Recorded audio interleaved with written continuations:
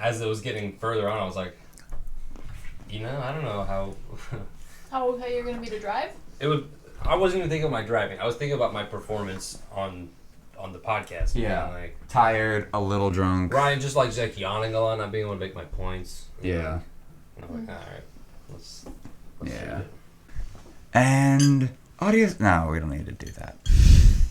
I mean, you can give a small or a snap. I already snapped. Welcome to the gym. That joke's never gonna go away. No. In like season 8, I'm still gonna be doing the intro, but I'm never gonna finish it. No, you, Evan, John, there's like 3 of you so far that are always doing those intros as we jump into this. Sweet. So That'd be a great segue of just have the guest do it every time. it's like, hey, we need you to do like an intro. You want me to read this? It's like, yeah, just that's our opener, but like we never do it. Yeah, but it's like the most introverted Harvard professor or something like that.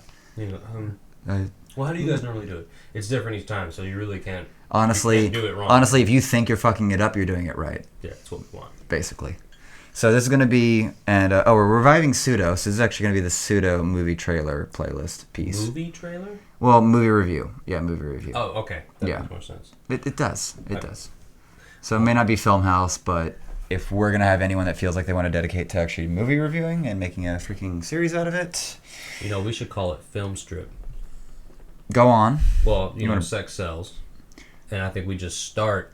We're going to strip. But we start the podcast with like a comical amount of clothing.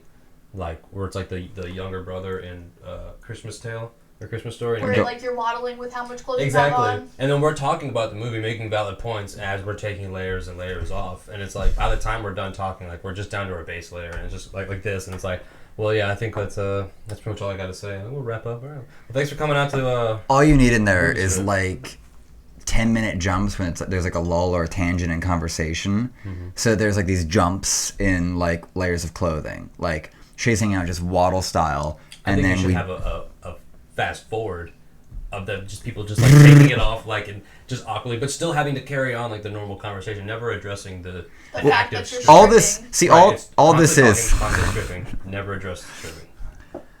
It's not a bad idea, to be honest. It's just the requirement of like anyone that wants to be on this needs to understand like you need to come here with too many clothes. You wear everything. You're gonna wear everything. You're gonna be hot.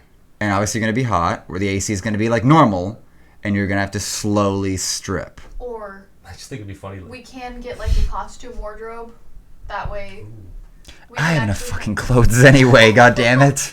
You have enough shirts, but keep in mind they'll stretch out. True.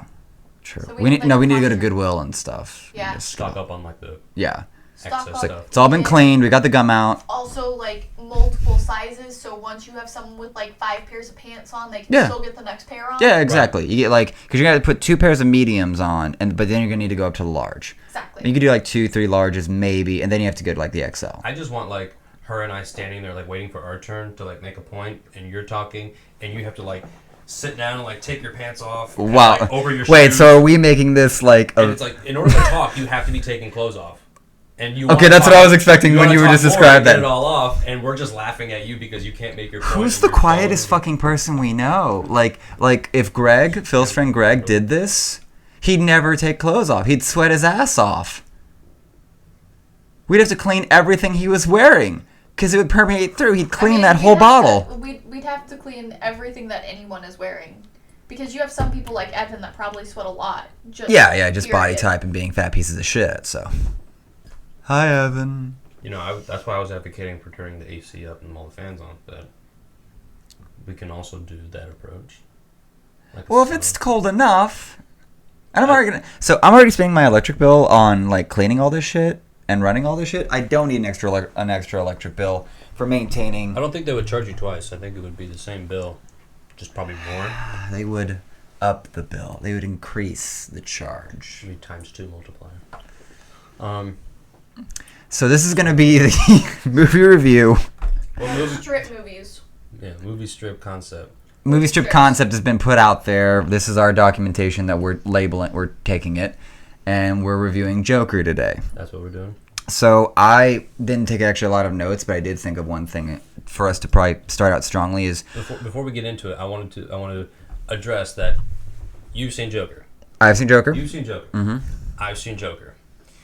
If you are watching this, we advise that you watch Joker or don't watch this, because we will be talking about the entirety of the plot. Everything. From Exactly. everything. Yeah. Spoiler alert. This is heavy spoilers, and if you comment, what the hell, no one told me this was spoilers, way to ruin it for me, guys, I want everyone else who's watching this to comment on their comment and say, you're dumb, but like spell it dumb, and just spam them, because I will not tolerate that amount of ignorance. You clicked on this video for a reason. Now that that's done. Let's talk Joker. So I had this thought while I was going through my day and realizing that I actually did have expectations going in, like not hardline expectations, but one of those where like there's several ways that this movie can go in what it's going to do and then what it actually does. And so one expectation that we realized while we were actually there is we actually expected the Joker to be highly intelligent. And that was one expectation that was not met in any way, shape, or form. Yeah, and we're not sitting there going like this needs to be there or it dies. It was it's a natural quality of Joker. I feel like that watching other stuff, you kind of have he becomes just criminal mastermind, so you kind of expect him to have like maybe he was a whiz in school, but he was like some latent mastermind quality. Right, and it just didn't click at the time, and it does. But there's nothing about like the character that actually ever dictates that he'll be able to be a mastermind. All that, like Joker to me, in like a quick surmise, is just a very hard case study focus of a mentally ill character that becomes a shadow of the Joker. Of like the classic DC Joker. A shadow in that like he's got parts of it in terms of it looks like a clown, but in terms of being in Gotham, in being prone to violence, and like always the light seems to be shining after a murder. Like, and he finds all the dark shit funny. So like all the little pieces that are just like he's slowly accepting like who he is. And he's got, and the timeline was weird. Because there's a whole breakdown in there where they're sort of insinuating that he is the son of Thomas Wayne, which sets up this huge idea of like, because like in archetype speaking, I feel like we still don't know if that is or isn't the truth. Yeah, because it's sort of muddled during all the flashback stuff, reading the documents. It could be forged, and that may be aiding to why his. But like you realize you want that answer, but then they still leave it ambiguous, and it's like fuck off. The thing with that is so. Now, keeping in mind I haven't watched a ton or read a ton of the DC comics with Batman and Joker.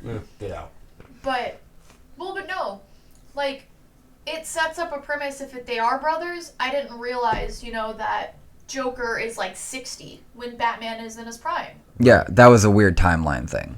It was, and I think, in a way I kind of appreciate it because the way it was shot, it never really gives you a date of when it was going on. Yeah. The bus was like a very 50s style. Yeah. It was very like there's 80s themes, there's like 70s themes, and it's just like it's very muddled. Yeah, but I think but it's muddled in a way that it's not too distracting. Right, and it kind of be like this could happen at really any time, and this just so happens to predate Batman, and actually I thought that he was going to be the one to shoot Thomas and Martha. I thought that, but I thought that was an easy out.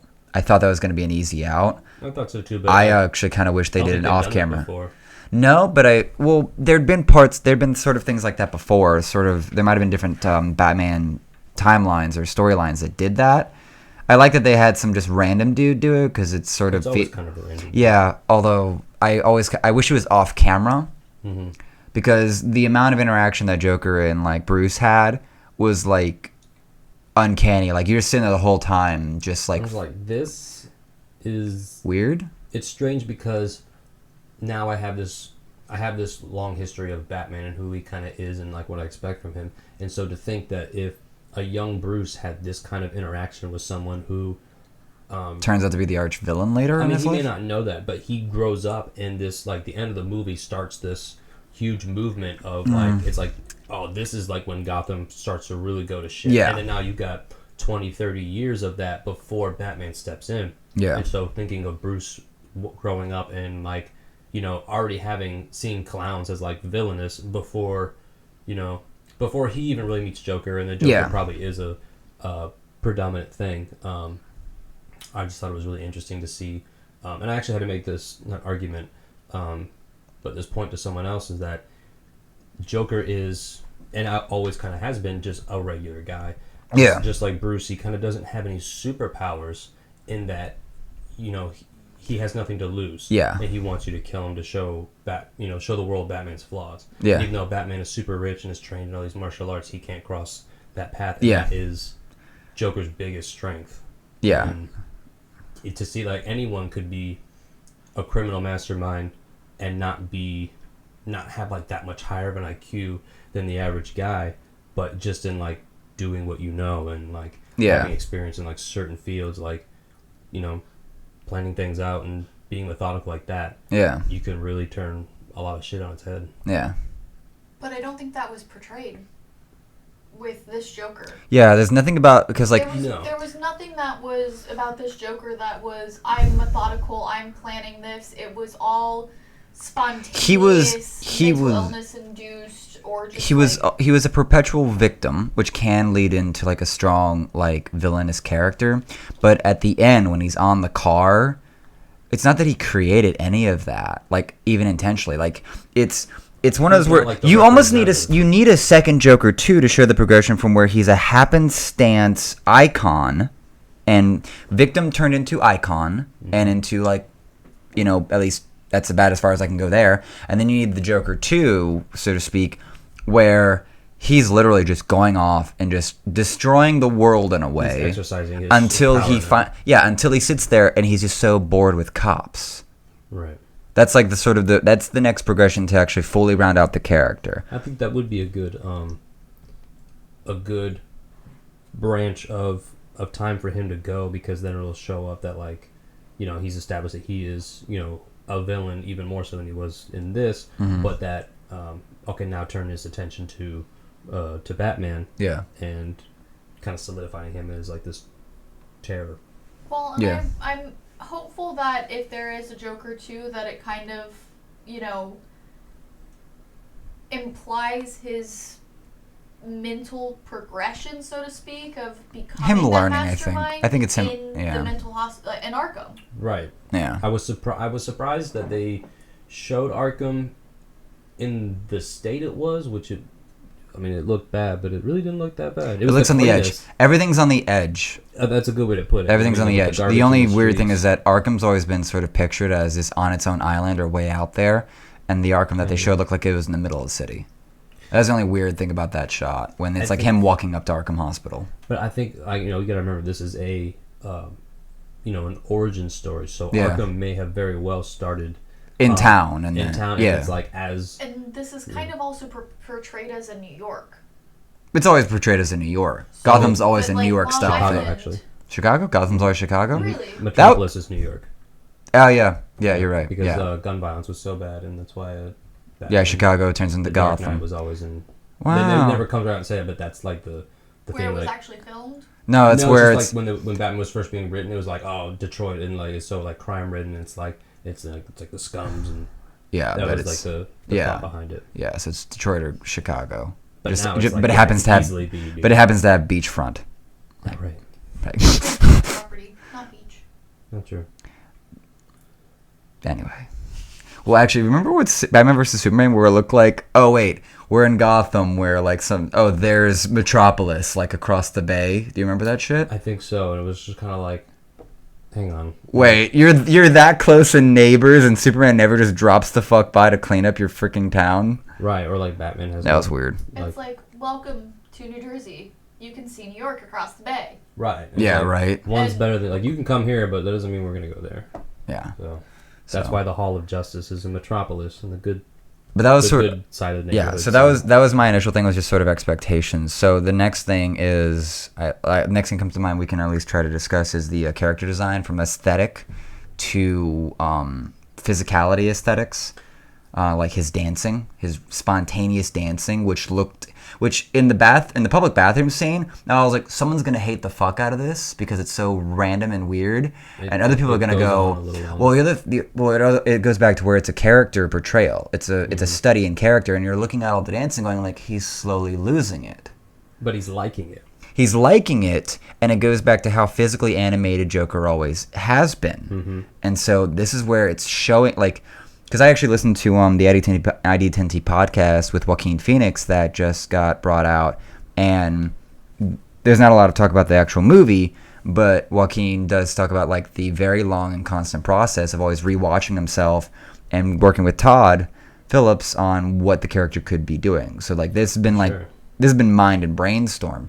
So the physicality aspects, the dressing aesthetics, the beginning clown or the end clown aspects. When I thought it was very interesting how they basically very subtly worked in he was an abused child and had brain damage, which caused like the random spontaneous laughing. Yeah, the card thing. Yeah. Which the lady on the bus never gave it back to him. No, she didn't. I noticed that too. I was like, that bitch. Well, come on, I think he had several of them. He never gave it to the guys on the subway, she didn't give it back. Yeah, and then the cop actually had to give him one in front of the hospital. Yeah, because he got it from his job. I think he was going for a card. Yeah, probably. He was going for a card when the kids were about to beat him up, but then the kids were just asshats. Yeah. But like, all these murder scenes are like quite graphic, but also quite like relieving. Mm-hmm. It's like, yes, this is what I came here for. There it is.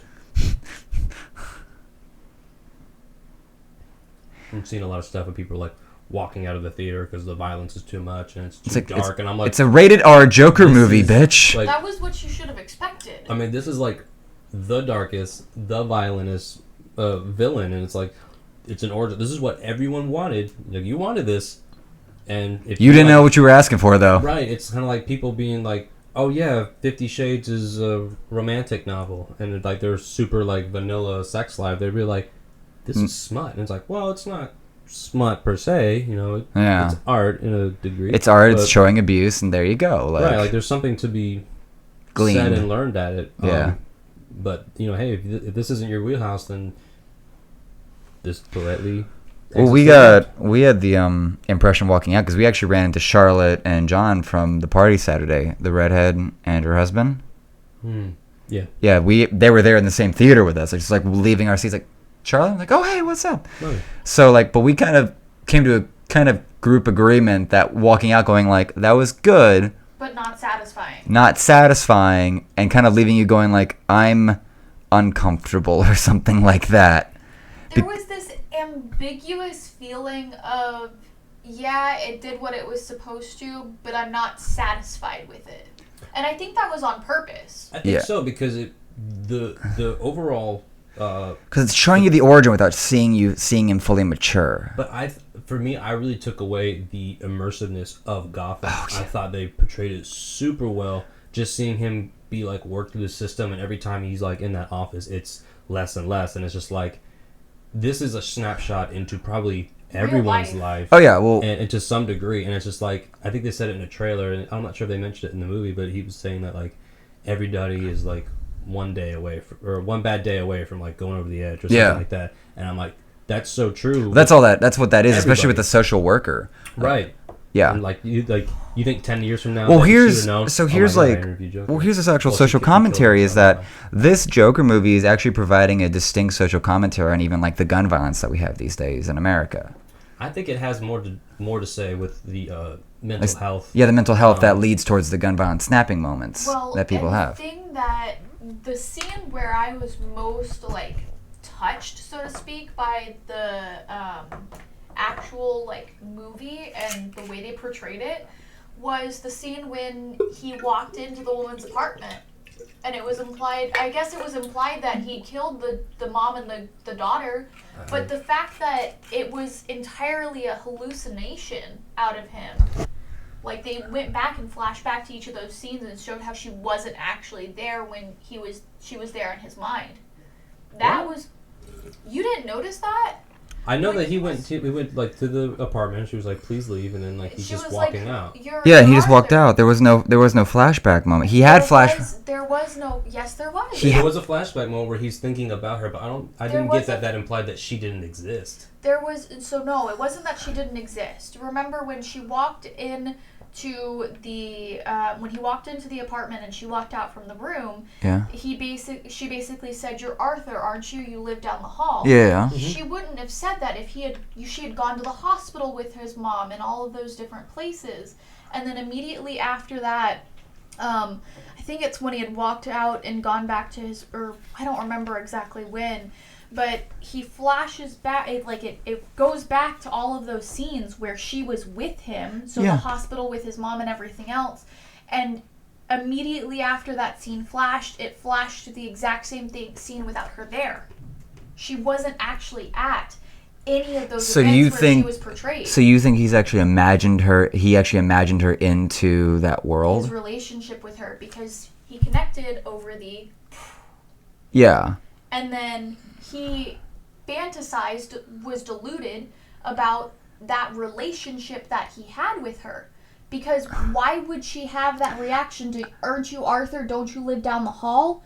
If she that's showing the ambiguousness of it.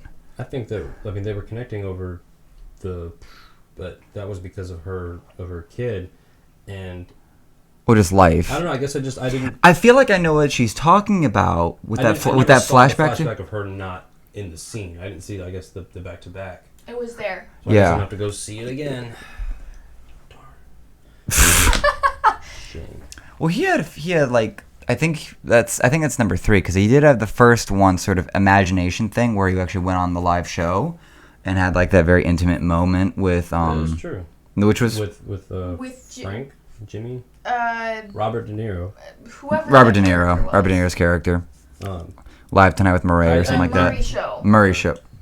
Yeah, I knew that was gonna be fake as soon as like he stood up and I was like, yeah, it's fake. Nah, that's too. Yeah, but it's too good for him. But it's displaying. It's very clearly displaying like his connection, like how much he needs a father figure. How much he sees him as a father figure. Which is its own fun commentary on how fatherless a lot of the generations feel right now. All right, I like that. The dancing wouldn't necessarily have been my choice, and if it were, I wouldn't have.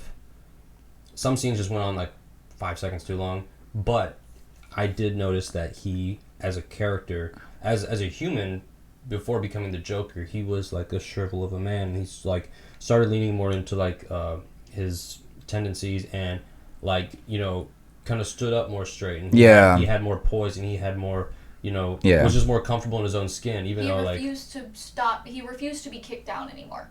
Right. Yeah. And like I think that's like the dancing was like it's almost kind of like Tourette's in that like. It kind of happens involuntarily, but then towards the end, he just kind of like relished in it, and then now, now so take that 10 years later, and as he just like shoots a cop in the head, he's like dancing down the street, and it's like, oh, that's the Joker that we know that we've seen before. Yeah, I think it also kind of showed his instability and fluidity of mind because that's not something that that's not a normal behavior that most people do in normal life. Plus, with the all of the other commentary and music and everything else that went with it. Yeah, because the score was like next level. Yeah, I liked it. The score was just like the score did everything. Like I was sitting there watching it with how little dialogue there really was for a lot of the movie and going like this score is doing work. Mm-hmm. But between the lighting, the shots, the score, like everything else was just like entrenching you in madness. I think they did that on purpose because. Well, yeah, it's like you can't you can fall into like great things, but there's something about that like you have to be just doing it so purposefully.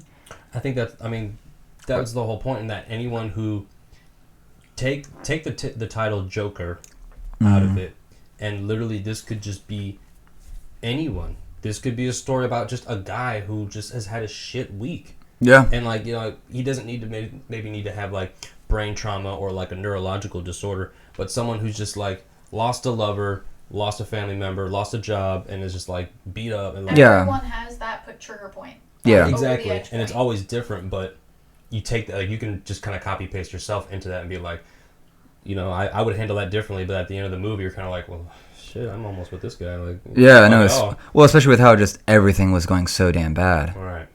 Where the fuck was that actor from? One of the two cops was from a recent movie or show, and I could not fucking Looked place. like Jason Bateman. And I swear that was him, but it wasn't. No.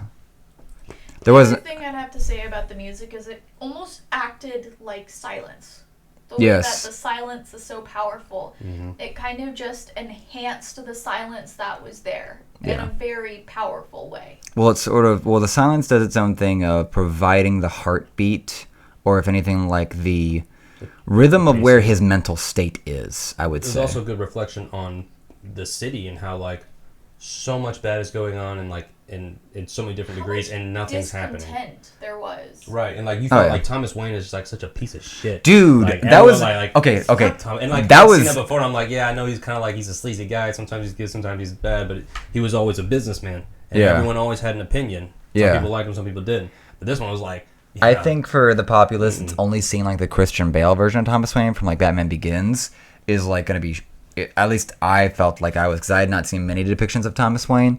Is that this version in Joker is like an asshat, and I was like, this. I did not see that one coming. And then he socks him, and you're like, well, we've hit a new low here for the Wayne family. I was losing it in my seat when that happened because I was like, Tom, like you don't know who you're talking to. Like I don't know what's about to happen to you. Like careful, buddy. Like this may be your son. I don't know yet. But also like this guy might just Mike Tyson and bite your ear off because he's just lost it or something. But do you think the guy who came to Bruce's rescue was that Alfred? No, You don't think? no, it could be with age, but like it's a fat Alfred. Wait, I mean, wait, Alfred, you like, mean, is- No, you mean the one that when he was Like a still in guard. the... I think that was Alfred. They didn't mention, and he was never never Yeah. acknowledged. They didn't mention his name. Did you look at the cast Think it was or anything like Alfred. that? No, and they may not because I think it was kind of subtle because we've seen Alfred We've seen an younger. older Alfred. We've always seen him old, but lately they've been doing like a young portrayal, and it's kind of like, oh, you didn't know that Alfred, took prom. Well, the thing is that Alfred like went for several generations and everything. yeah, he's in all of it. Let me see Like, here. Alfred is a badass, and it would make sense that Thomas would have Alfred like an old Navy SEAL or something like Alfred that. was his watcher. Like he was like appointed to Wayne. I mean, he was the butler, but he was. He was fuck appointed was to Shale? Wayne, so Right. it would make more. I Bruce. would be Bruce. Sorry. Yeah. I would be confused if it was technically someone else, because it doesn't make sense. I mean, it also does because the Wayne company is like Bruce would have 5 different What the security fuck? guards, one for every day. But why would That why would works. someone other than Alfred know, or yeah, why would someone That's other why I than recognize him him. actually Okay. know about Penny? Yep, that's where I recognize him from. Good Because point. that's not something that he would brief everyone on. Yeah, that is a good point. Yeah, Shea Wiggum. Not everyone. He was in Silver Linings Playbook. That's why I recognize him. Let's see if we can find out who the fuck. It doesn't even have like the names of the characters in it on Google yet. It just has like Joaquin Phoenix and then like Zazie Beetz says Sophie Drummond. Robert De Niro doesn't even have his character name. And yeah, and they have like Have you checked IBM? IMDb. Yeah, thank you. Yeah, let's check the computer company. Yeah, let's check their NASA satellites, see if they have any good information for us, buddy. Can we get a live picture? Thank you, sir.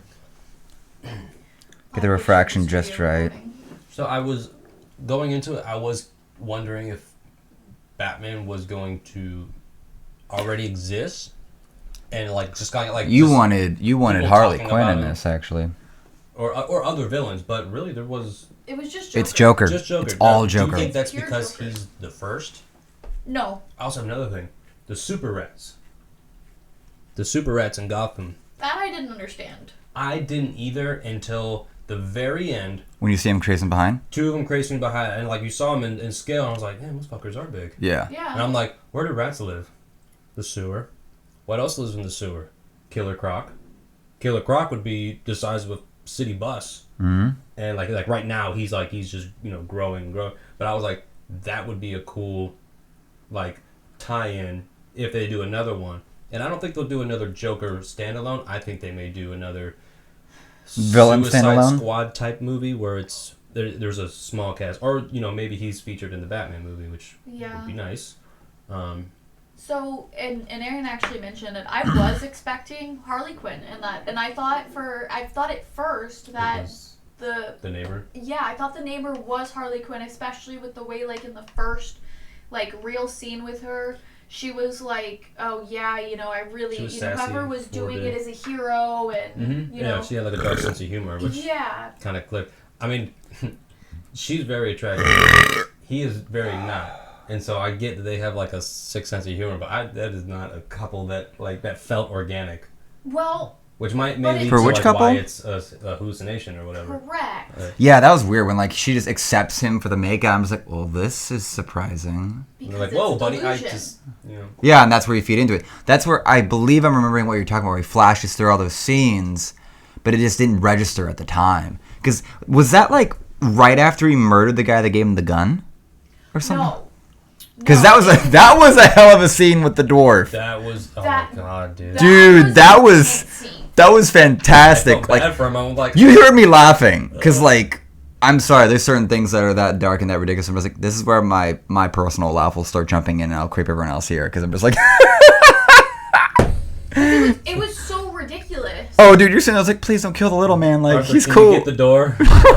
I'm like, oh my god, of course he can't reach. His voice. Yeah, dude. Like, oh my god, the same way. I'm like, please, just let him go. He didn't do anything. He was nice to you. I half expected him to kill him right there or something, and then he lets him go, and you're just like, dude. Either way, I could see it being a totally Joker move. It's like you asked for seconds. It is. I think it was because he was going to the show to confess. Yeah, he was done.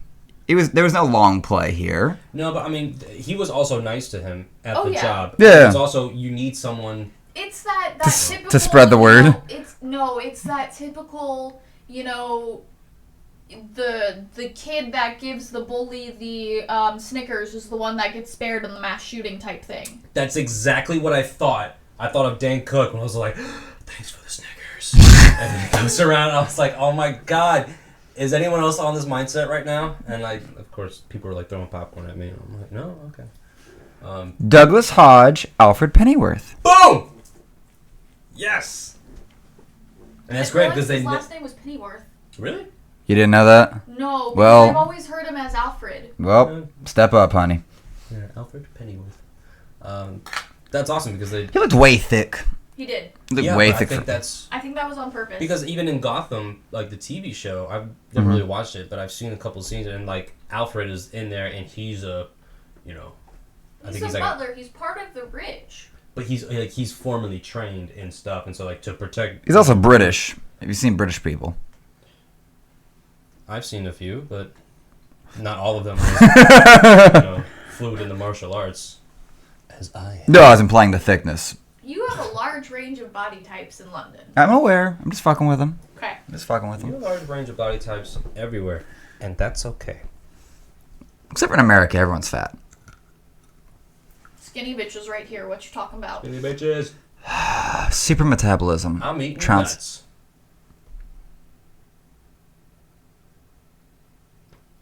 I just wanted a dramatic zoom and like a camera shake, and then all right, back. So it was Alfred.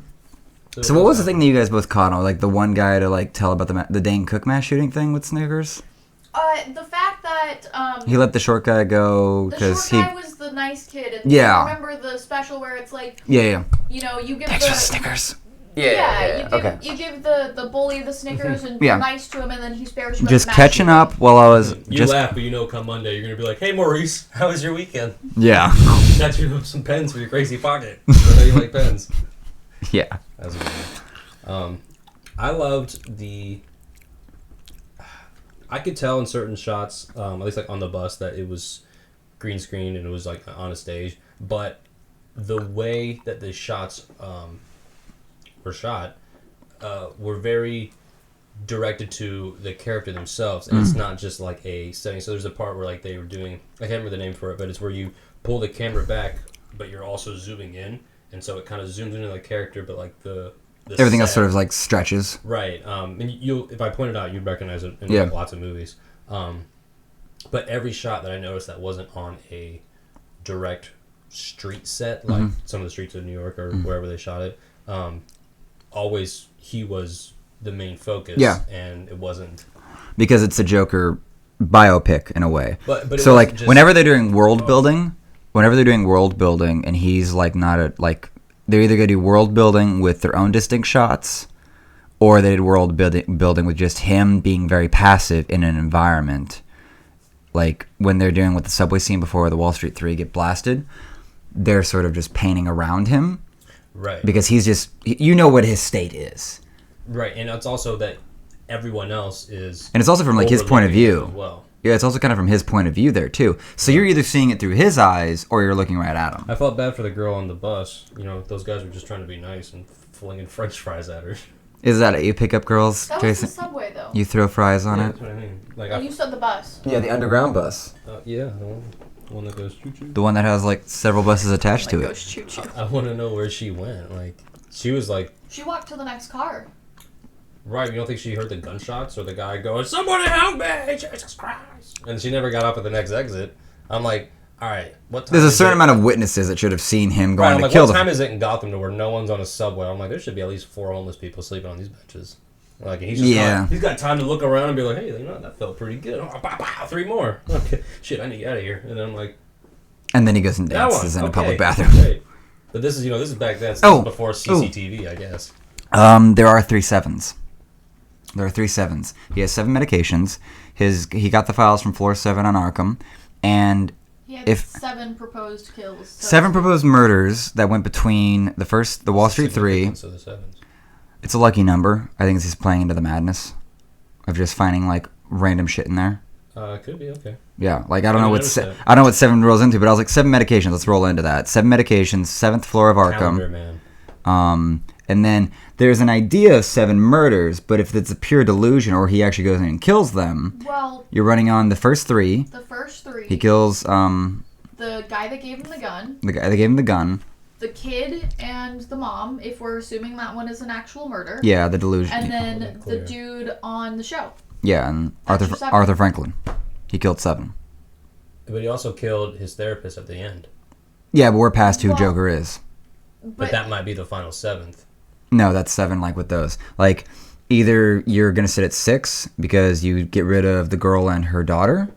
See, I Or you- went back and forth because I think it was a similar theme to where he's walking out of the neighbor's house and then he's also walking out of the therapist room, and when he's walking out of the room, he's got blood on his soles, but they don't.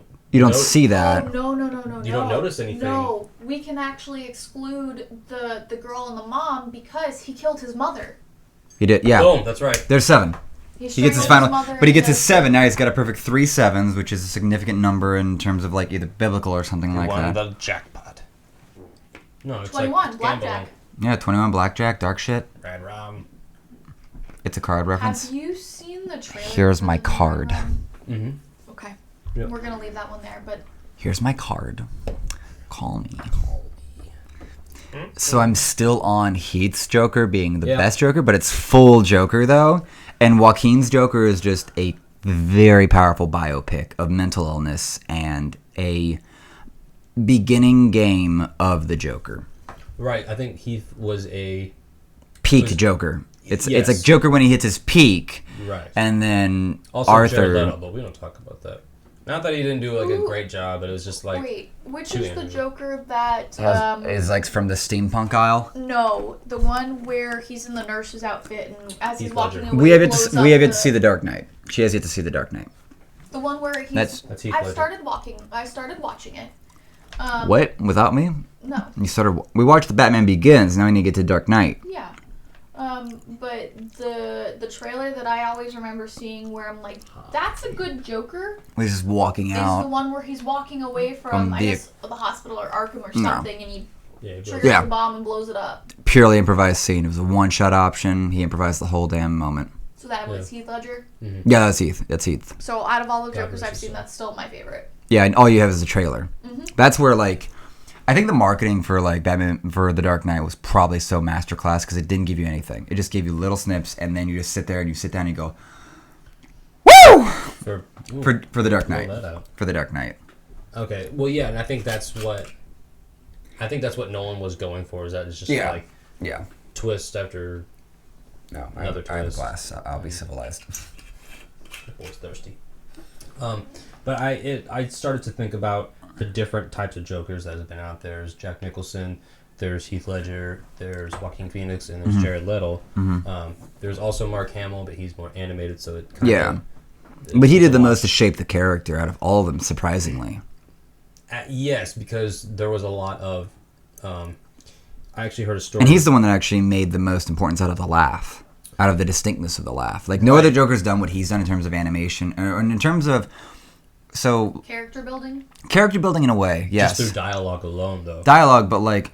Mark Hamill really took a passion with the Joker in that he made each laugh distinctive and purposeful. Like, I'm going to be laughing a lot. I'm not going to have a single laugh with this character. He has dozens of laughs, if you go back and watch, where each laugh is just like leading into one thing or espousing another or just like snickering his way through. Like, he has distinct laughs. So like the laugh of the Joker has always had to be very distinct. And like... I'll have to say my favorite Joker of any medium is the Arkham series Joker. On the video game. By Mark Hamill, but he is... very thin, well dressed, and like just theatrical, over the top theatrical, and sick and twisted. Seen that one. And it's, to me, it's kind of like without putting any human people in danger. That is probably the penultimate of what a Joker could aspire to be, aside from the animated cartoon. But I mean that you can only go so far with a kid's cartoon. Yeah. But I like the idea of a Joker being a very smart and classy, mastermind. He's very cunning, and he's a guy who has backup plans after backup plans, and each time it gets degraded, it doesn't matter. Move the mic. Fuck. He doesn't see it as you're not impeding me because my overall goal... He reminds me of a Slytherin. Go on. He reminds me of like... Because they're the good guys? the ultimate Slytherin. I want to flick you a little. Like, not out of, like, hatred from the Potterdam, but, like, come on. Just a little. You bastard. But more out of the, very plays to his environment. Absolutely. Very smart, very cunning, very adaptive. And, a realist. But think about it. Most Slytherins that came into the house, so to speak, had to learn class and culture to be able to adapt to upper society.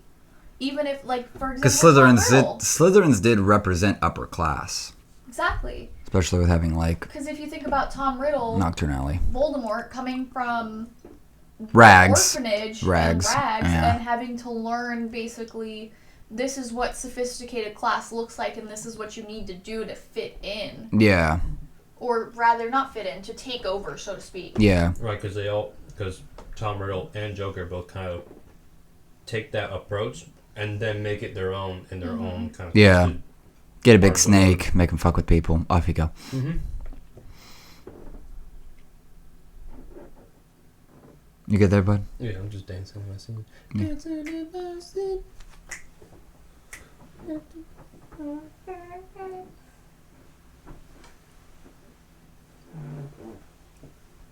Bang! Oh, shit!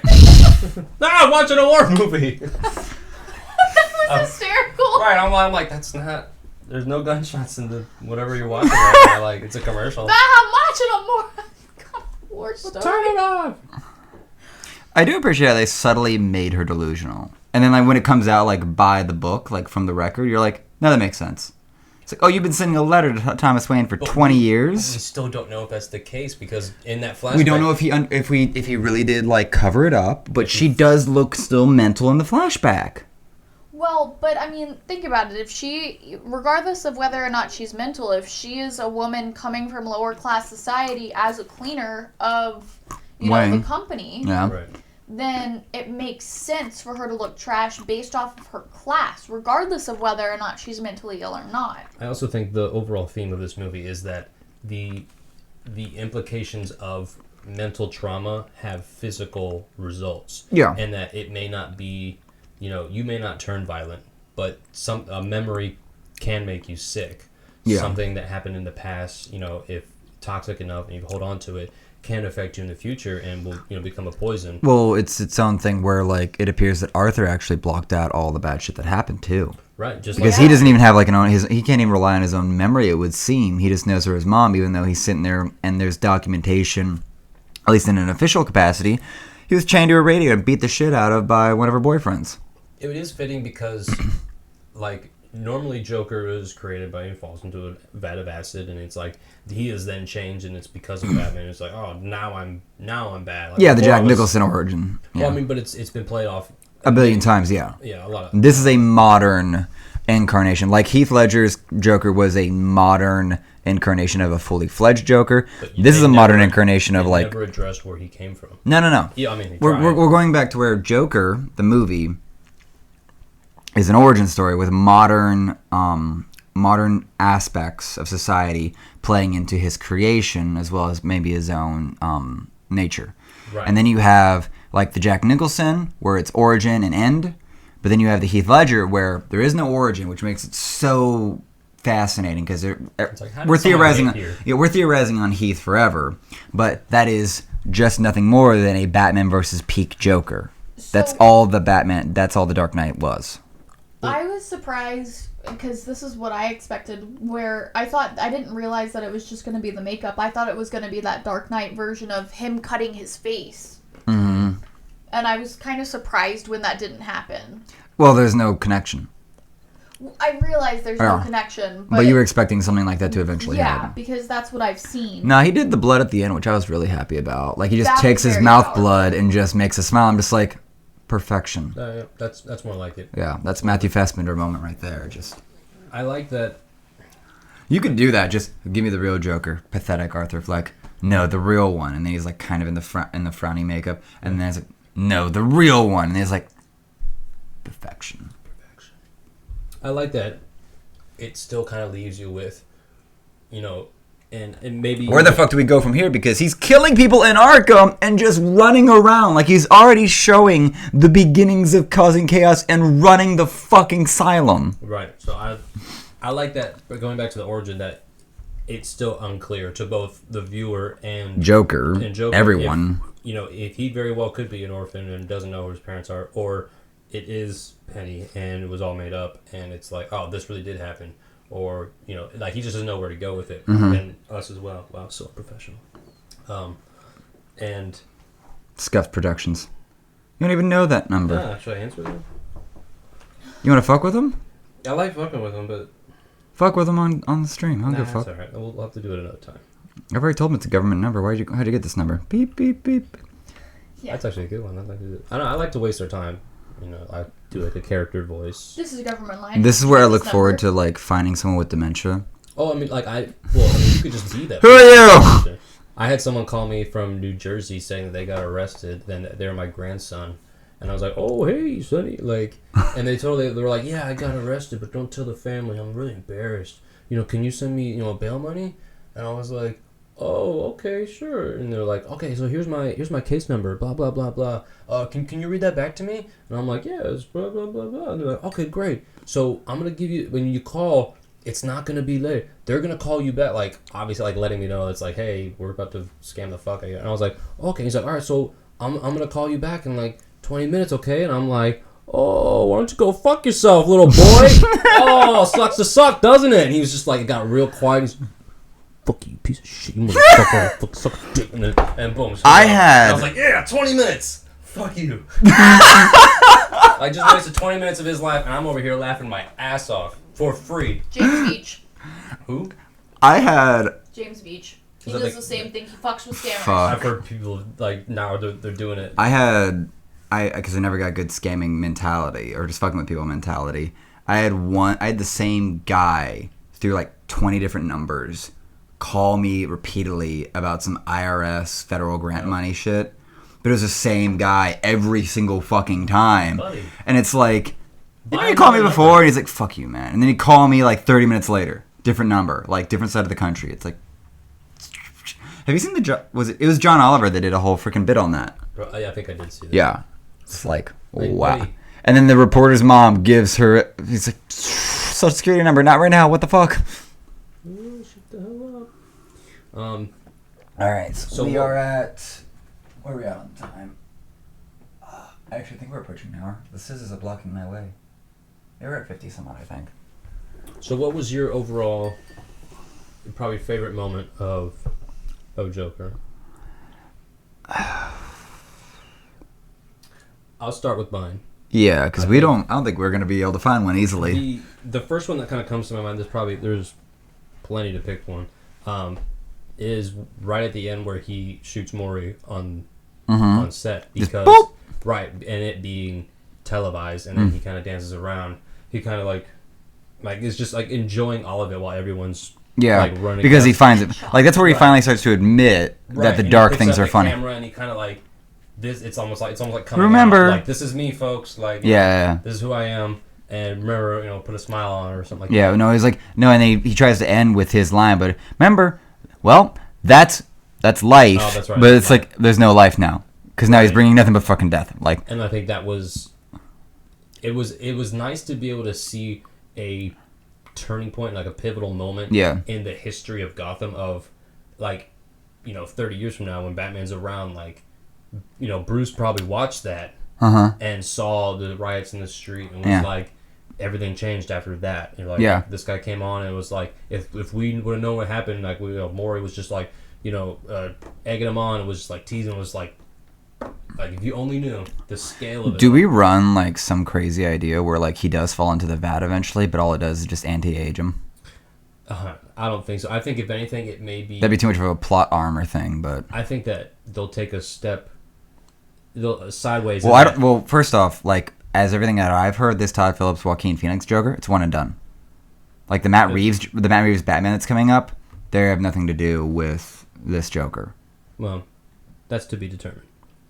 Who knows? I think like depending on how well this movie does. Yes, but it's also like the nature of what they're gonna do with that Batman universe that they're doing. I think what they could do is, and when Batman is established and he's squaring off with Joker, he's squaring off with, and kind of like in the games, you're fighting waves of goons to get to Joker, and Joker doesn't. But you haven't seen Joker's face yet.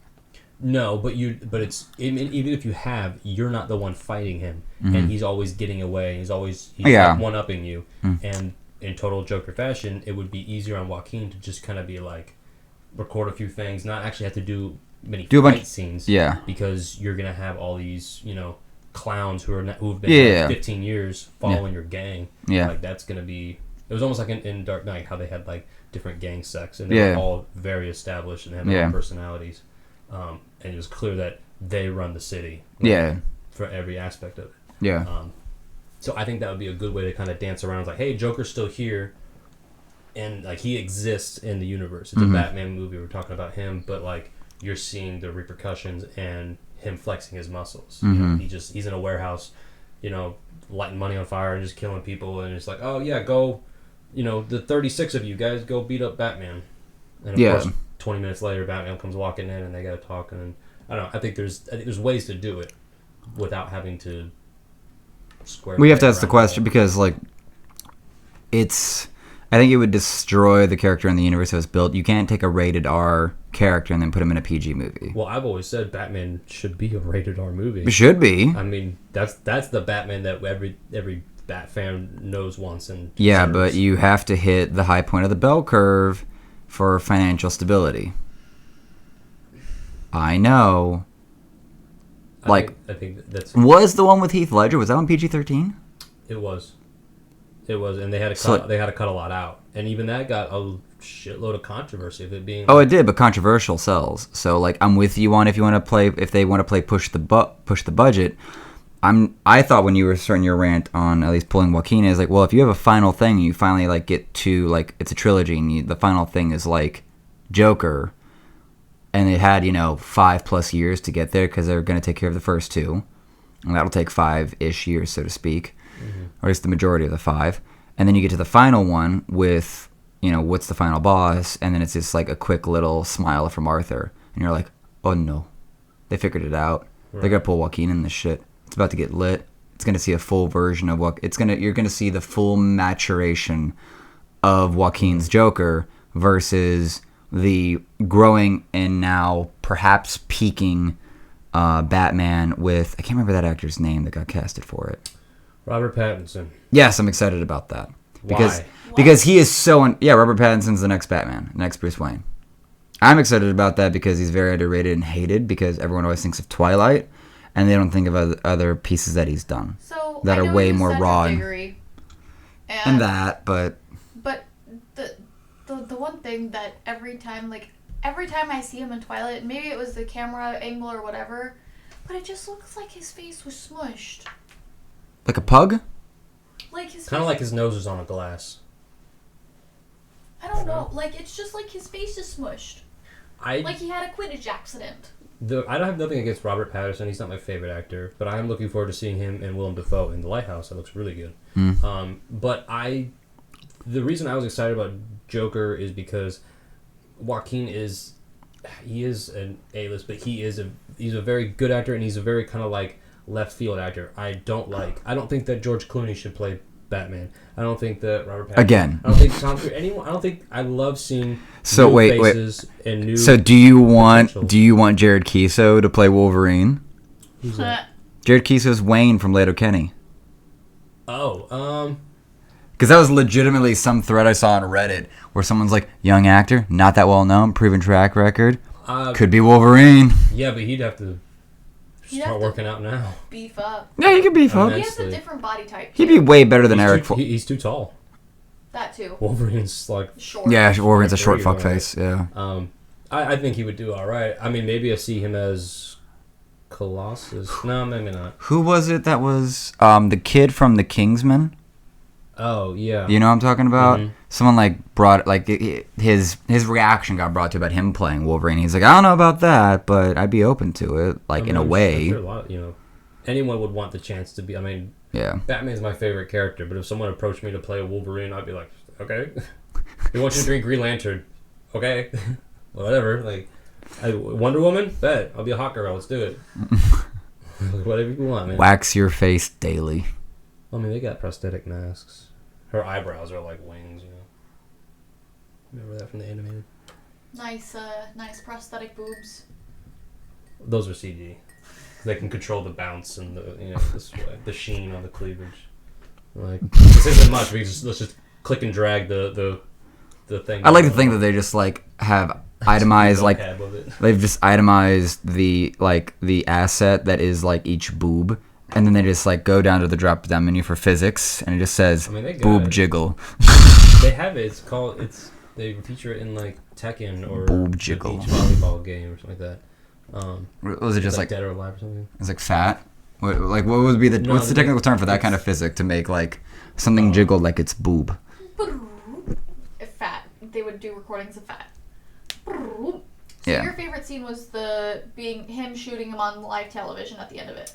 And that whole progression of that from him going I'm up really to trying to go back and be like, is there anything else? But I mean, I think for a resonating boom, this is where everything kind of takes off and explodes. It changes a gear.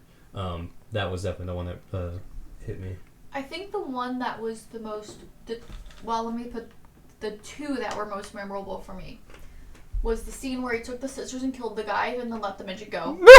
Just covered in blood. You're just the whole, Arthur, can you help with the door? That whole thing, that whole interplay was just, it was the most impactful. What scene was that? With the door? Yeah, when he's helping out the dwarf to leave. He's getting the door. Oh, yes. Yeah. I was thinking of something else. Yeah. They gave him the gun. I also love it when he walked into the door inside the hospital. Yeah! Just bam. Okay, so It says pool, asshole. It says exit. Yeah, fuck you. I'm like, that. See, another thing where it's just it was, I think it was because I was preempted by it with Filmhouse, but Joker was not allowed to be funny. It's sort of what they said or something. That too.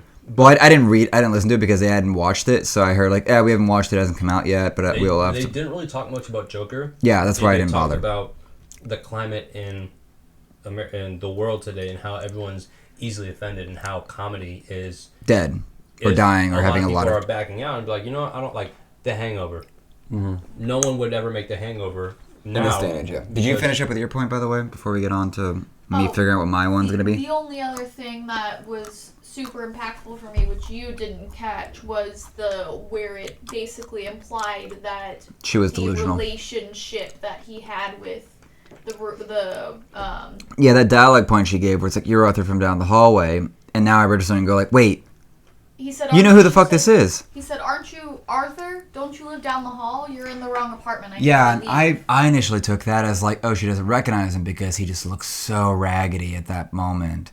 And he was like hunched over. He was hunched over, hard to see. But that does kind of make sense that it's like, yeah, she saw him in that's a distinct dialogue point. And that was the end of their interaction while he went off and we had a date. We got lucky. I followed like, you to work, and you told me to come shoot it up. Yeah, but he's winning. Like, but he's winning so hard in that relationship. You're kind of like, wait, this is too good to be true. That's why when you think about how, and that's like, why how well he's doing in that relationship should dictate. It doesn't make sense, and that's why I thought at first, until we kind of got towards the end, that it was Harley. Harley has a different origin story, and I broke that down. She does, and I didn't know Harley Quinn's origin story going into this, so especially because I saw someone's like response about how like we shouldn't be, promoting an unhealthy relationship like Joker and Harley Quinn. I assumed, because that was their response after watching it, I assumed that Harley Quinn was going to be in it, which is why that I assumed that's a classic virtue signaling trope for people that are like, Harley's in an abusive relationship. It's like I think girls celebrate Harley, and correct me if I'm wrong, females, because I don't identify with Harley for obvious reasons. Correct. I think women love and identify Harley because there's an adventurous part of that. She's an independent character that's actually been very much organically grown from the fandom since the 90s when she was born in the Batman animated series.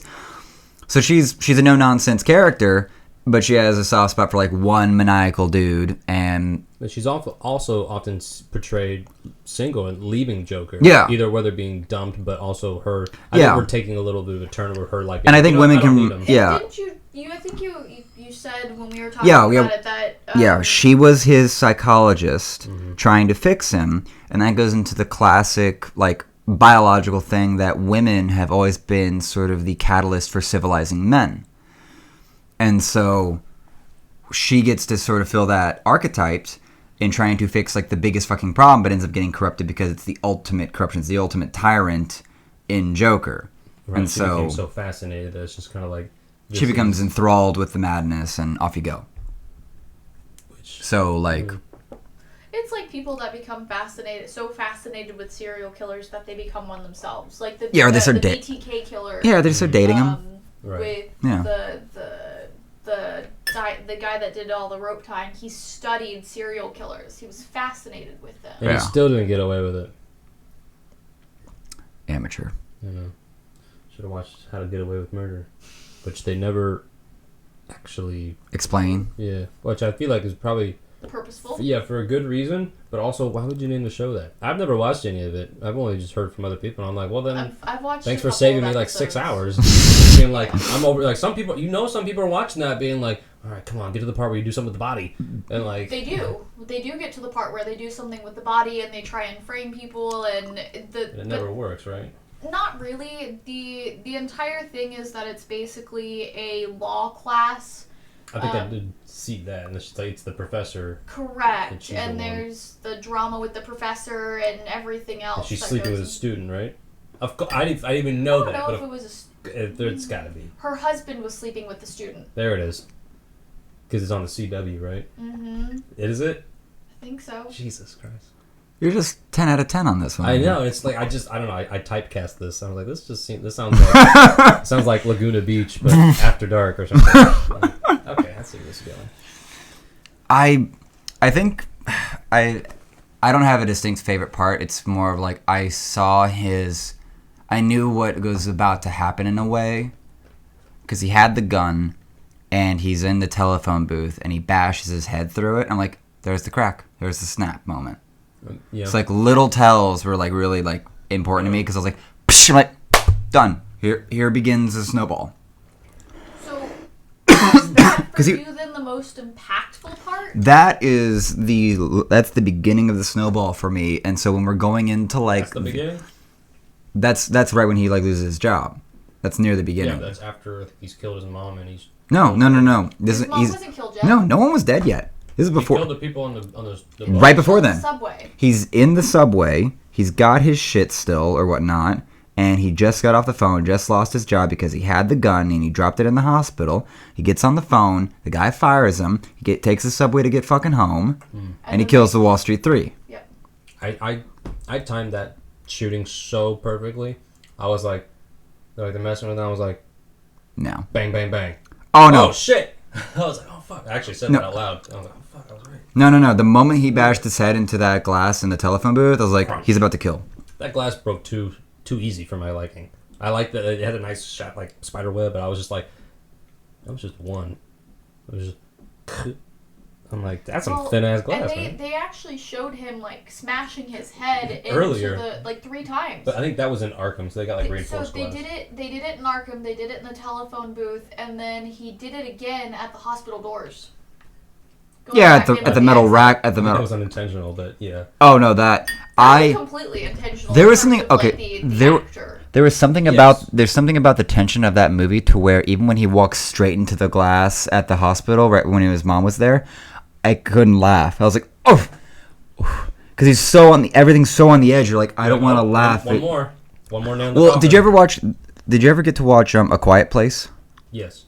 Did you watch it in theaters? Mm-mm. Dude, the whole theater is dead silent. Oh, I'm sure. Because everyone's like, the whole premise is about not making noise, and I don't want to make noise. Well, I might it's not even that, like, here's the premise, now follow suit. It's more of the premise. The premise is so well presented by John Krasinski that you are entrenched. Yeah, he did a really good job. Yeah, that was a really good job. So the same thing with Joker is that you kind of know in the back of your head where this is going, but you're watching in front of you, and you're in the movie enough to where you don't want to do anything in the real world because you feel like you're about to make shit happen on screen.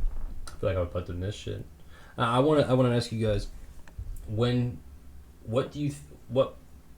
part do you think was the change of gears, the deciding factor of when he was, because remember before he went on the show, he was practicing and he was going to shoot himself. Yeah. And then when he went on, he actually shot Maury. I don't think he was ever going to shoot himself.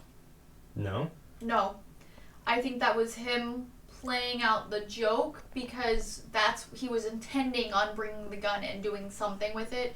He always, and I think that his laying back with the gun under his throat was just it's time to kill someone because technically that is the death of himself in terms of he's going to be in prison now. He's already killed himself, so now he's just going to take someone else with him, and his life is forfeit after that. He doesn't care what happens after the camp. I'm sorry, but I think you're wrong because I think that before he had already, I guess, committed to the darkness, is that he like that joke he wrote. I want my death to make more sense than my life. Yeah, and that's how he wanted to go out.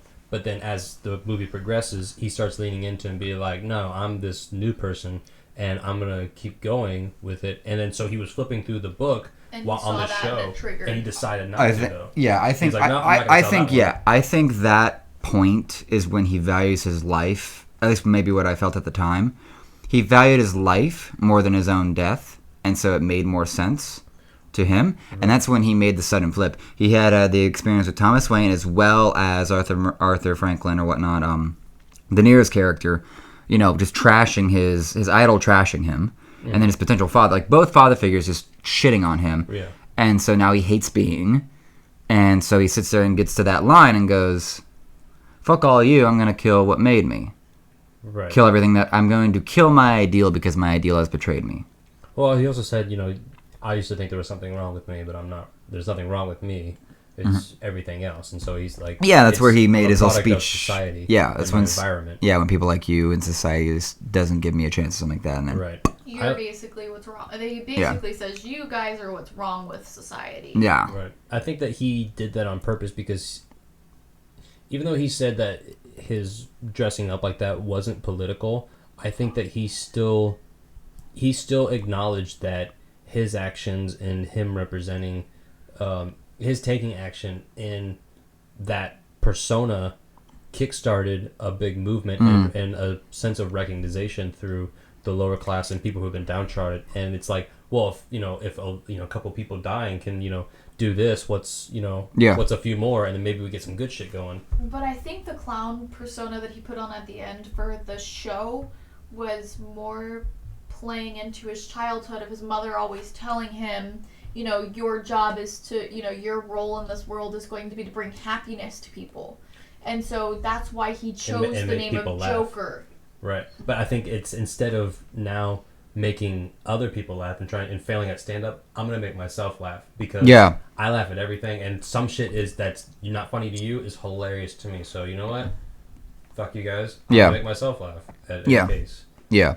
Well, and I love how ambiguously they left whether or not his laugh is actually... A laugh, or if it's a neurological thing? Yes. Because you can't tell whether or not he's laughing at someone, or it's the disease. Yeah. I think that... Okay, one little caveat they did when he was watching stand-up was how off he was to the rest of the crowd in his laugh. Yeah, what he laughed at versus what they laughed at. And even like when everyone else was laughing, he's looking around like, I don't get it. Like, yeah. What do you mean? Like, what do you mean sleep in the doghouse? Like, I can't relate. I don't think he was not relating. I think he was observing the audience because the audience was laughing. Yeah, he was writing down a lot of notes. He was making notes, but there's something about the note taking as well as his mannerisms that made him so alien to the rest of the crowd. It wasn't that I don't get the joke, I feel left out. It's like, I don't get that joke. They're laughing at it. Okay, data taken, so to speaking. I will agree with the data taken thing. Yeah, like he's taking data, but it's not in a way that he's like... there's nothing about him that is apparently connecting with the crowd. But he is laughing at something. Other things, but it's like he's laughing at the setup of the joke and then doesn't laugh at the punchline. Yeah. And so it's like he's laughing while the guy's telling the joke and no one else is laughing, and he's kind of like, ha ha. Well... And then... No, he doesn't even make that face. He laughs. He laughs genuinely. He stays focused. But when everyone else... Genuinely. He laughs in his way, but it's where, like, your portrayal right now in terms of your, like, minor acting here, it's like laughing and then looking around going, oh, embarrassed. He's never embarrassed during that scene. No, I think he's more confused, and that, like, I don't get why y'all don't find this funny, and also why you find that funny, because I don't find it funny. I never got that impression on his facial expression. He laughed and just maintained focus on the performer and the audience. He was not comparing himself. He was taking in data. But that's what you do as a comic. It's like when you watching someone else, like, but you're also we're on two. He's doing one of two things here. He's either taking in data and just analyzing, or he has formed an opinion of what's funny, and he is, and you're sort of proposing that he is disagreeing with the crowd on what's funny. I think he's trying to work it all out. He's not to a definitive yet, but before that, he did stand up there once, but he, like, isn't a social guy. He doesn't get out a whole lot. He doesn't have, like, a lot of friends to hear a lot of jokes, and so when he's out in the club... You're right. He's not properly socialized. No, he was... Well, no, wait, it was someone else that was 4 years old. The other thing to point out with the laugh and everything is that his facial features were one of pain. Yeah. When he was laughing and he couldn't... when it's at the beginning and he's just laughing and I sat there, I was like, I can't tell if he's crying or laughing. I can't tell if he's crying or laughing for like the whole opening. When he's putting the face paint on? No, when he's with the social worker. No, the opening scene is social worker. Oh, yeah. When he's with the very first social worker. When he's doing the face painting, 30 it's like... laughing. Yeah. Feels like, not 30 minutes. Yeah. I mean, nice. That was honestly... Nice. Yeah. Good save. I honestly thought that kind of is left to be confused, and it's like maybe a little... Oh, yeah, no, it's confusing in purpose, if anything. Right. But, like, I sat there, and the work it did on me was, I can't tell if he's crying or laughing with how this laughing is happening. Mm-hmm. Like, it was such a pained laugh.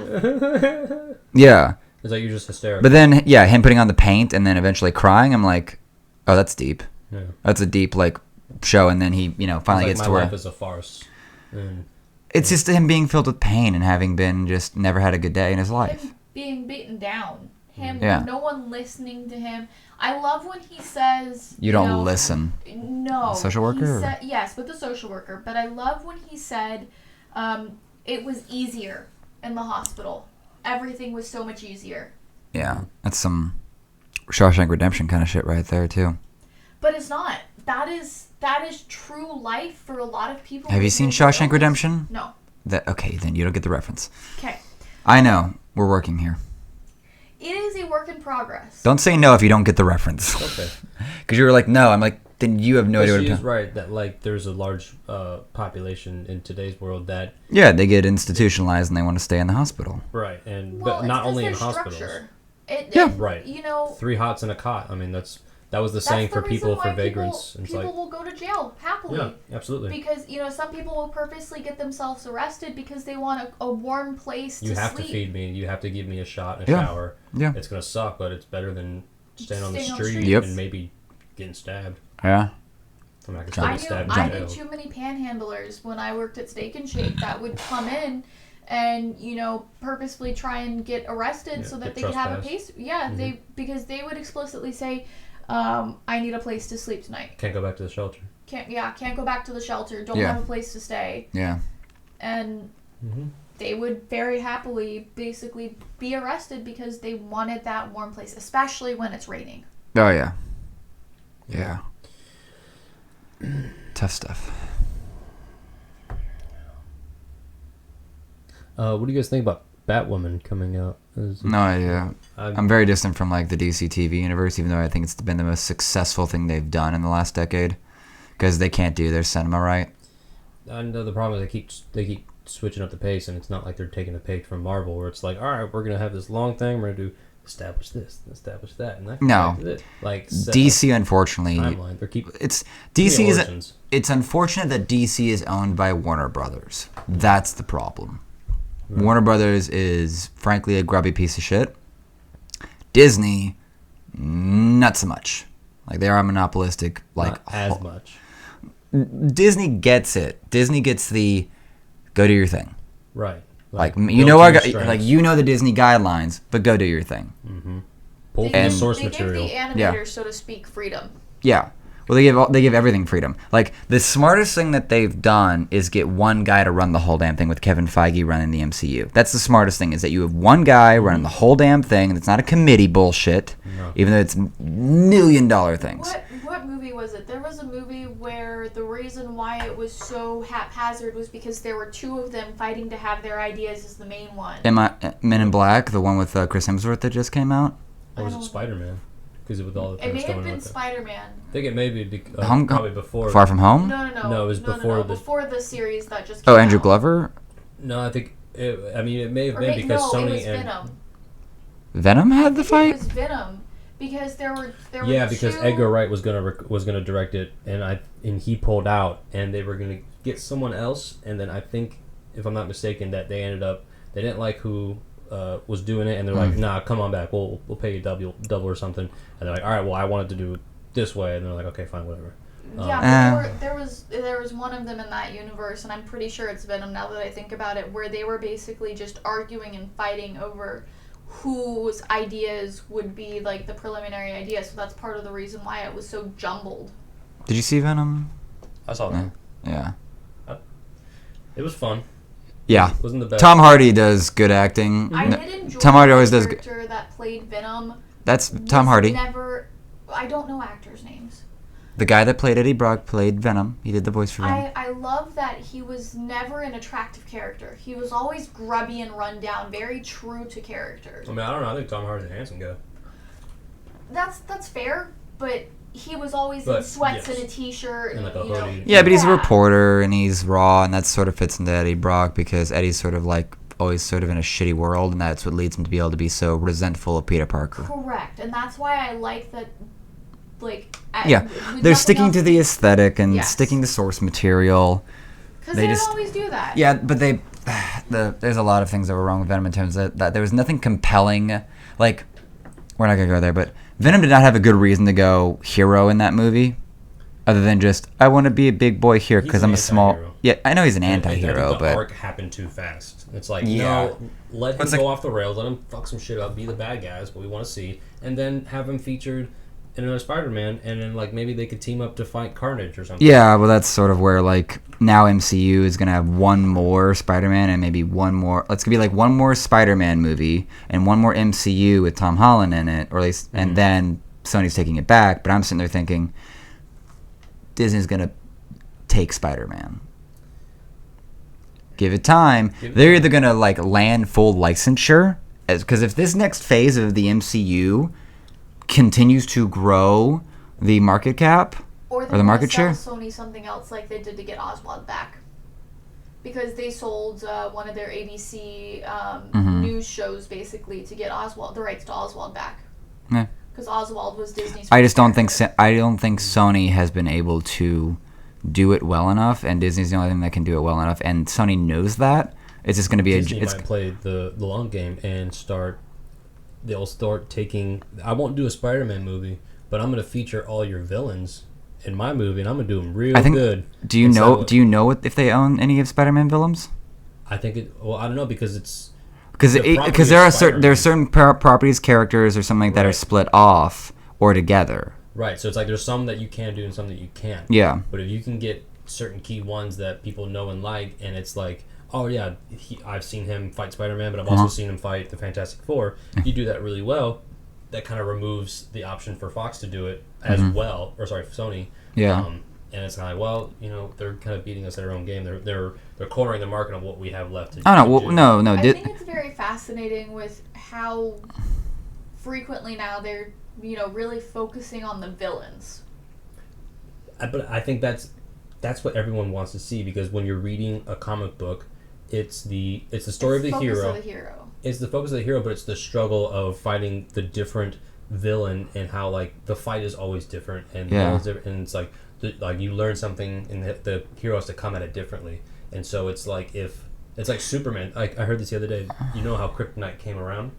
Was that during the show, the actor who played Superman wanted to go on vacation, and they were doing so much production that they just couldn't find a reason to why Superman would not be around, and couldn't make it. And so they came up with this stone called Kryptonite, and it was like, oh, it makes him weak for a little bit and he can come back to power later on. And it was purely just so that to give the writer, or to give the actor time to go on vacation to do what he wanted, basically. Right, and then come back, and then it's been like that ever since. Weird. It's weird because Superman is like this god character. Well, that's where originally? I don't believe so. No, so one other version of that is that Superman, like as compared to like America's ego, as someone put it, was that Superman just kept getting more and more powerful before he could just It's like Goku. Same. We get it. We get it. You're always going to be the most powerful thing in the universe. Bring on the next second powerful. But what that does is that it makes the character unrelatable. Right.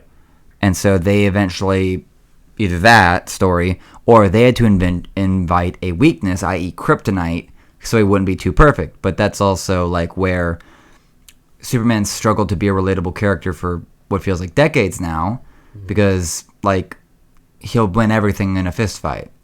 Someone made a good comparison in that. I don't want to butcher this, but I think it's DC is gods with human problems, and then Marvel is human with god problems. I know what reference you're talking about. I'm botching that a little bit, but it's the no. It's flip. Marvel is gods with human problems, so they're relatable. Because Aquaman. Marvel. Oh. Marvel is gods with human problems, because you can relate to human problems, while. But what I'm saying is that like most of the characters and the heroes were human first, and then became heroes, whereas most of the DC characters, they're just born heroes. Superman, Wonder Woman, Green Arrow, or Green Lantern. But even though he was human first, and was yeah, but Green Lantern just hasn't gotten a big enough thing, at least in terms of how it goes back to how they're just the not ring? relatable. Yeah. Yes, but he's also chosen by the ring. It's one of those where like Batman is. I think Batman's Shazam? I saw Shazam was good. Yes, he is. Yeah, Shazam was good. No, like so. DC does this thing where it's divine intervention that gives you power, except for in the case of Batman. Batman, I think we could contend that he's the most popular. Was he one of the originals? Yeah, well, the power trio is Wonder Woman, Superman, and Batman. Detective Comics was Batman. Yeah, Batman's the only self-made one. Everyone else is divine intervention in terms of any of the big ones. Wonder Woman is just born an Amazonian. But she's chosen by divine intervention with the gods of Olympus and the sword or bullshit or whatever.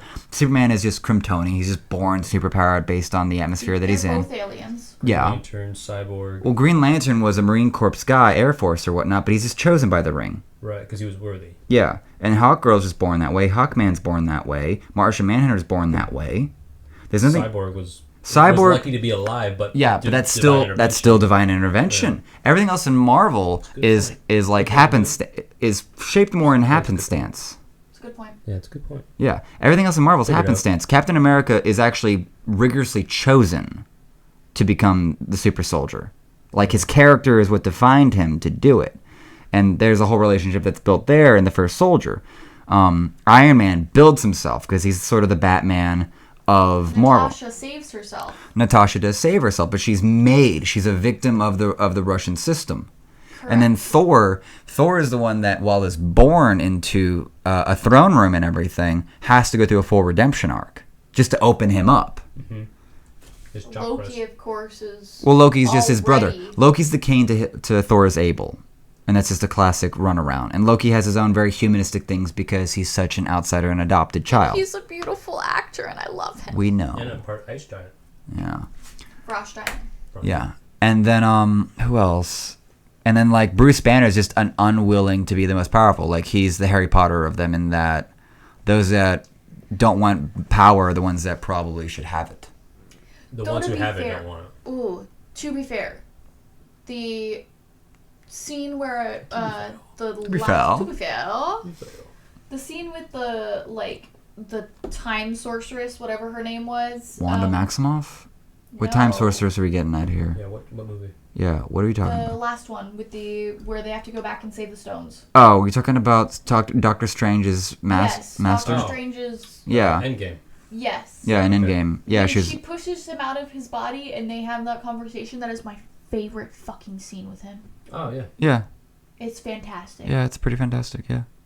I just like that whole movie of seeing Banner having control over I hated it. the Hulk. What? I absolutely hated it. Did you hate the mocap, or did you hate the idea of that I being... hated the personality that he had combined with the Hulk. He became a dude, bro. I think that's funny because it's like an oxymoron. You have this gentle giant in a sense, as opposed to what he used to be, and that's why he's like, oh, I'm embarrassed. You'd see me stomping around on cars like that. And it was funny to see it. Like, honestly, like Hulk should have a ponytail and like a cardigan, ride a 1-speed bike, because he's so he's nerdy, he's nice. You're not wrong. Giving out tacos. But I loved just Bruce Banner, and I loved just Absolutely. Hulk. Oh, yeah. When they had Dr. Banner, it was so But that's Professor Hulk. Banner? Professor Hulk. Okay. I don't remember the fucking name. Honey. And that's the whole arc of Hulk, is that Banner's kind of useless on his own, and he's kind of smart. Hulk is useless because he's so much potential we can't control it. And then eventually they are able to house the same body, and then he becomes stronger, smarter, and it's just like all around better for the whole team and himself. Yeah. And I don't know. On one version, the other version is Planet Hulk. Yes. Where, I have seen Planet Hulk. I the did animated enjoy one? that. Yes. I Yeah, love that was good. Movie. Yeah, that was a good one. They kind of did it in Ragnarok, but A little. Like they hinted at it and then they left. I think it'd probably be expensive as hell, but it'd still be fun to do. All right, final thoughts? Final thoughts. Joker. Do you want to do it out of 10? Sure. Because I could give it like a 9 out of 10 Not much of for a thought. It's like more of a rating, but we can do final ratings. final ratings and thoughts. 9 out of 10 for like being a very solid artistic venture. It's just that I want more. Yeah. Like I want more to see like the full maturation of this incarnation of the Joker. Like he doesn't even have to interact with Batman. I want to see him just fucking up everything. This would be a cool like HBO miniseries where it's like 8 or 12 episodes, and it's it's slowly you can see more of like a breakdown of his character and how it kind of, and so it can kind of expand a little bit. How he develops. And you know what I want? You know what I want? It's not as, the pace is a little slower. And you know what I want is I want him to reach peak Jokerdom where he's just a goddamn menace to like the world, and then he realizes he has no match and he turns into a normal person. It just goes back to being. He just goes into being a normal, affable, like just a fly on the wall person. Yeah, like none of the downtrodden failure shit, being a pathetic piece of work like Arthur was at the beginning of this. He's just normal, and then like he sees the bat signal, and that's like how it closes. And it's just like he's just intrigued. I was like, oh, what's that? And then like the fact that there's like this master detective that's going around just beating everyone up, and then takes down like the mob, and then that's like the insinuation that you have in the closing scene is like he's about to get lit up and that's sort of like that can lead right into the Heath Ledger origin. It's just that he disappears. Good. After like 5 years of terrorizing, and then he just bored. hangs out for like 15 or something like that, waiting for Bruce to like grow up and become Batman. And then now my adversary has come to life. But that's insinuating that he knows about. Well, yeah, how I just said it, yes. Yeah. But effectively, that's what the storyline is doing. It's like I've reached peak power. I can do whatever I want. I have nothing that's gonna beat me. Bored. Now I'm bored. I'm gonna go get a day job. I'm gonna work that for 10 years, and then the Batman? Who the fuck is Batman? And it just starts twitching him, Yeah. and he just starts like getting an itch. Bothers him. So like, You. I mean, if we're gonna give it a rating, I think I would give it a 7 or 8 more than anything. yeah, Like, it wasn't bad, yeah, but I think it's like you said, I wanted more. Mm-hmm. I left. yeah. Maybe I like an think 8, 8.5. I think it was very purposeful, and it was the point. But I left feeling very unsatisfied. I can definitely Yeah. agree with that. I'm gonna have to go with a 9 because, and it's honestly a lot of you guys the same points where, as a standalone origin movie, I thought it did a fantastic job, and it hit all the paces and the marks that I felt like it needed to, and then it just kind of stopped and was kind of like It leaves you hungry. it leaves you hungry, and I get that that's probably what they wanted to do, kind of like have some hype to kind of continue the momentum and fund the next one. That's great. I just don't want it to be for vain. Like I don't want to be in the vein where it's now I don't get another continuation of this, and it becomes a standalone movie, and a standalone movie is great. Piece of art, fantastic. Absolutely a piece of art. But it would be like, man, it'd be great if they could continue on this mural, and just go down the hall. I think that's where MCU is really spoiling us, in that we've had like a decade of just almost whatever we wanted. Well, not even whatever we wanted. We've had the same actor playing, like being casted very well and playing the same character for 10 years. They had a 10-year contract. Well, yeah, and that's its own big talk. The thing with like Joker is that we're about to hit we've hit like our third incarnation in 10 years. Fourth. Well, they're in 10. Yeah, in terms of like live action. Yeah. Because we had like Heath back when we were in high school, like 09, 2008 area. And then we had Jared Leto recently, Suicide Squad, like in the last like 4 years. And now we just had Joaquin, so it's like, yay, yay. And now we're about to go into a whole new Batman series with Robert Pattinson, and it's who like, knows what the Joker's yeah, doing. and also sort of the Joker that's been and then there's even there, yes. yeah, and then there's the Gotham that's had its own Joker-ish or actual character. I have not followed that, so like it's one of those where it's like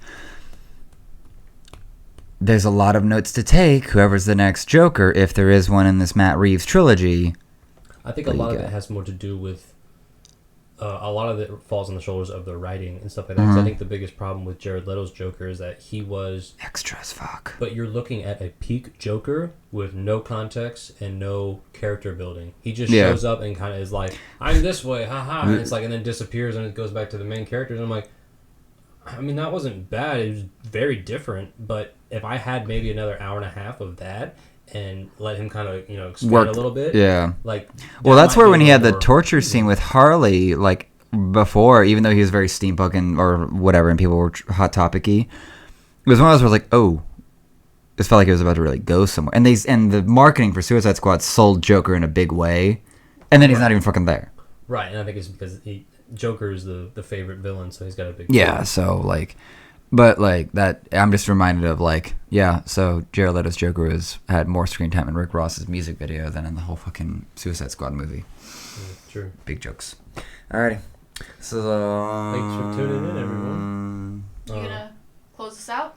Thanks for watching the Jailhouse Parlor podcast. Pseudo. Movie strip number 10. Well, I guess it's just this is gonna go on Pseudo. It's not on JHP. It's Thanks for watching the Pseudo Films Movie Strip podcast. If you'd like to see more from this podcast, or less on us, please click like, subscribe, comment, share, Notifications. email us your blood type, firstborn. Smash that bell. Smash that bell. Crunch that like. Thanks, I guess. I'm gonna cut it.